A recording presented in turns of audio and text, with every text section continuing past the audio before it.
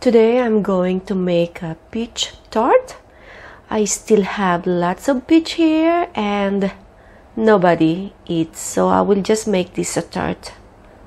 I have only simple ingredients here: the butter, brown sugar, cinnamon powder, and the puff pastry.